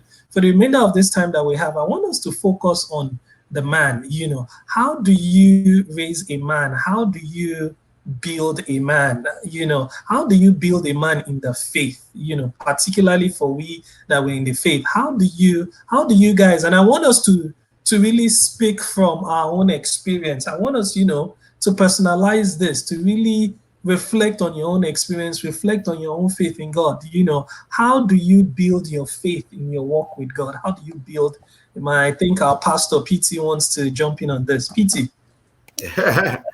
No, wow, that's a loaded question, but I think definitely at this stage, just being more aware of your vulnerabilities, right? I think everyone has them, and the moment we realize we have them, and like Paul, when Paul prayed, he says, I besought the Lord 3 times to take away this weakness, and God kept saying, my grace is sufficient for you. I think sometimes we have to realize, look, this thing is a problem, and I need God to get through it. Even Superman had kryptonite, right? So there's always something that might plague you. And I think sometimes as men, we hide in the I'm fine, I got it all figured out. And I think it was Toby or whoever said, where you think your problem is unique to you, and like the Bible says, nothing is uncommon to man. And I would even go a step further to use my case. If I can personalize as a pastor, there's some things you're like, oh, I'm not going to say that, because it's like, oh, everyone expects you to have that all figured out.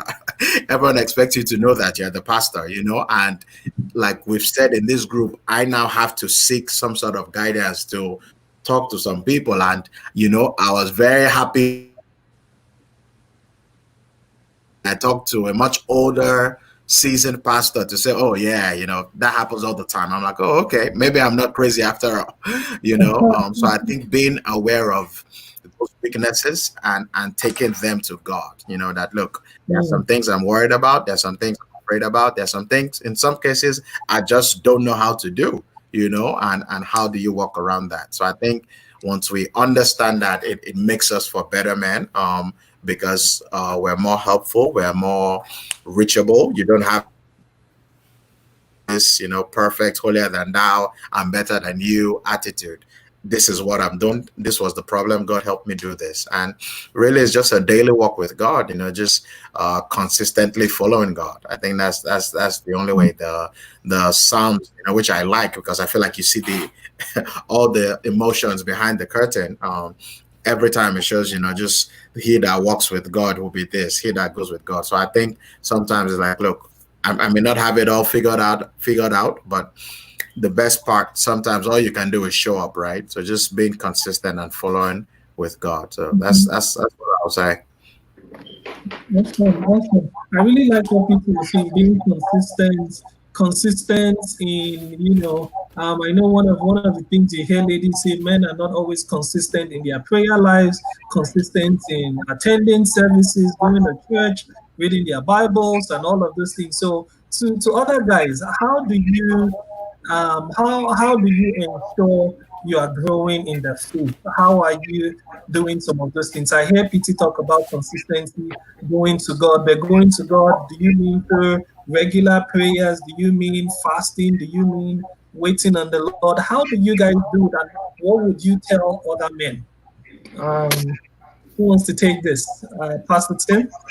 Well, I think it's a collection of things. Yeah. I was really loving where PT was going, because I think your first question was just about how you build a man up, or how do you grow a man, or how do you teach a man. And I think, with the guys in particular, I'm not a woman, so I can't really say, but I think having great examples is a fantastic place to start. Like a lot of us, or some of us that have the opportunity to have our fathers around, they become an example to you of what a man is, first and foremost, right? And so you take a lot of cues from them. But I think having mentors as well that can speak to you, good mentors, good examples, because it's no surprise that if you have folks that live in neighborhoods where you hear the story all the time, the drug dealer was the guy that was the man, considered the man. So that's your example. That's what being a man is. So I think, if you're surrounded with good men, and that's why I think this forum is fantastic, a place where, you have men that, maybe that can be examples to you. And I think it applies not just as a man, it also applies in the faith. If you have men that you can look onto, folks that can be mentors onto you, I think it goes a really long way in how you're built up as a man. We all take a certain measure of personal responsibility as well. But I think those also really, really, really add a lot of value to becoming a better man, so to speak. Yeah. Awesome. Toby, any thoughts? Yeah, I like what PT and Pastor Tim just said. But my thing is, I think we said it earlier. The whole essence of Christianity is all about fatherhood. Our relationship with God is a father-child relationship. And but I must really say or acknowledge that people who didn't grow up with fathers, or who didn't have their fathers around, they may find it very difficult to actually see God as a father. And I've seen that play out, because when you tell them that God loves them, and they grow up under an abusive father, it's very difficult for you to actually imagine it, or just see that, really, I mean, this is a mighty God who answers by fire, and is still, how can you say he loves me? That kind of thing. So I want to acknowledge that as well. But like PT was saying, first of all, you obviously look for a mentor. That's a start. And I also want to say that when you acknowledge that you're not perfect, and you're dependent on God. That's for at least for me personally. That's how I relate with God. I never come from a standpoint of I know I have it all, or I know it all. I take a cue from Apostle Paul. This is the great Apostle Paul who had all the anointing and wrote a lot of books, and he still said, even with the anointing, he still said, I have learned to abound and to abase. What this means to me, personally, means that irrespective of the anointing, he still had a point, because when you learn something, that means you didn't know it before. So he was teachable to the point where God had to teach him, even with all the anointing. So that's how I view my relationship with God. That I'm, yesterday is gone. I'm ready for a new level today, so to speak. But I think the key thing is to get to the point where you can see God as a father. It goes a long way. It goes a long way. See God as a father. I told you, I really love what you said about, it could be hard for some men that really never had a father figure in their lives to understand God, because here we're calling God a father that you do not see, when you've never experienced a father that should have shown you the way, a father that would have been the one to protect you, to provide for you, to promote you. You've seen how he's doing these things, but unfortunately for some folks, you never had that opportunity to see these things physically manifest. But now, you're being preached to about this God you cannot see. But if you had a father that you've seen the father, I know for me, it's about seeing how your father is paying your school fees whenever you're requesting, whenever you have need, and how your father is moving finances around and handling things to make sure everything is being provided. Your school fees is paid, your car, you have a car, you have a roof over your head, and all of these things. And so when you're now relating with God and then you hear that God is your father, there is that reference, there is that connection. It's easier to have faith and believe because you've seen it. But here it's like if you've never had that kind of father figure, it's more of a walk in faith. There is no reference point per se. And I also love what you were also talking about. Despite that, you may have that background, but you could also have mentors that could still show you that pathway, mentors that have walked with God, and now as you're following behind them, you're also following the path of God as well. I just want to say thank you to you guys so much. This has been such an awesome, informative, interactive, and enlightening session. When we were putting this together, the vision was to make sure guys can take away something. Anyone joining the presentation today would learn something, will have a new insight. And I personally, I know I've had so many insights at this point, so many epiphany moments based on some of the things I've said. You guys notice I repeated this so many times. For me is the PPP: promote, provide, and protect. That one just stands out for me, but there's so many insight that has been provided tonight. But as we round up, I wanted PT, to talk about, what do you expect? How do you expect men to serve in church? You're building all of this men. Men are coming to church. We're all followers of the faith. What is the expectation of a man in the house of God? What is it that men should be doing as regards the house of God? So absolutely fantastic. Thanks, Vid. Before I do, I want to quickly answer. I see Biela's question, and she sent a second message that we should please answer.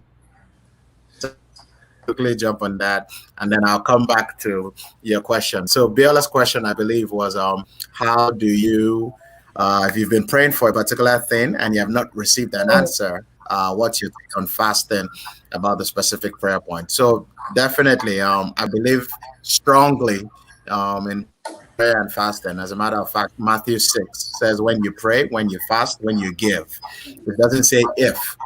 So those things we should do. Now, about praying for a particular thing and you don't have an answer, it's a whole lot of things. The first and most obvious one is where James talks about you're praying amiss, i.e., what you're praying for is, it's a false prayer, but let me go with the assumption that it's a right prayer. And that could be many things. In some instances, is God testing your faith. In some instances, is the fact that you are not ready for that answer yet. And in some instances, God is sovereign. I can't answer for God as to why it has not been answered. But I want to address something even in the question. I don't want you to think it hasn't been answered because I'm not praying well. And I think many times we put the focus that it's because I've not prayed enough, or because I'm not praying well, that's why it's not answered, or because I'm doing something wrong. Some instances, maybe it's because you're doing something right. Maybe it's because, like Job, God has been bragging on you, telling the devil, have you seen my servant Job? Have you seen my servant Beulah and what she's doing? And so it could be so many reasons. But I think the key is to keep praying. The key is to talk. The key is to communicate with God that my faith is in God. where you get to the place like Job that's like, even if he slays me, I will yet praise him. Or like Shadrach, Meshach, and Abednego, where they say, even if God doesn't come for us, we're still not going to compromise.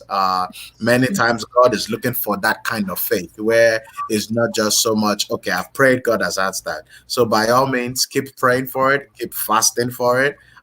If God has laid the burden in you, then most likely He will fulfill it, and there's a reason why He put that burden on you. And sometimes you'll be surprised how God has answered, and we're not even aware. So definitely keep doing that. Luke 18, it says, "Men ought to pray and not faint." So keep praying. Biola, hopefully I answered your question. Thank you for joining us. So, Beat, to your question, again, I think Jesus laid the model for us, right? Everyone He called was serving. Everyone He called was working. And that's why I have a problem sometimes even with people, oh, I'm called into the ministry, and they feel like that means they're not going to do anything else, or they were never doing anything. Whether it was, Matthew, who was a tax collector, or Peter, all the fishermen, or everyone was doing something. And when God called them, immediately Jesus kept telling them, the greatest in the kingdom is the one who serves. The greatest in the kingdom is the one who will do this. What are the two commandments? Love God and love your neighbor as yourself. So I definitely think, as men, we should serve. Is why Jesus would wash the feet of his disciples. We should definitely be able to get our hands dirty. We should definitely be able to, and serving could come in so many ways. It doesn't always have to be behind a pulpit preaching. It could be in so many ways. There's media. You could be the one that just brings water, or that cleans, or whatever it is. And so I'm a huge, huge, huge believer in service. I think God wants us to. Paul, every believer talks about it, and all scripture talks about it. There's definitely a place for it. So I think we should serve God in whatever capacity we have. So when the scripture says love the Lord thy God with all your heart, all your might, it means give God everything, however you can, whatever your personality is. So Awesome. Thank you so much, PT. Thanks to all of our panelists. We just want to say thank you, thank you, thank you. Thanks to everyone that has also joined us today via Facebook, via YouTube, and also from sharing comments or questions. Thank you all for participating today. We are so grateful for you joining us today. Tomorrow is Father's Day. I'm sure we're all looking forward to the celebration. I pray we all enjoy ourselves tomorrow. Awesome celebrations. More importantly, like James teaches in the Bible, let us not only be hearers of this words, but also let's all try to be doers of the word. In as much as we've heard interesting insights, interesting perspectives, informative things from today's panel discussion, I pray that we'll not only hear these words, but would also try to do them and manifest them in our lives in Jesus' name. So thank you all again for joining us. It's been a delight to have this panel on behalf of our Abundant Life Chapel Kingsmen's Ministry. Thank you all for joining us, and have a wonderful day. Thank you. Happy Father's Day. Make sure you catch us 10 a.m. tomorrow. Thank you so much. Thank you. Happy Father's Day.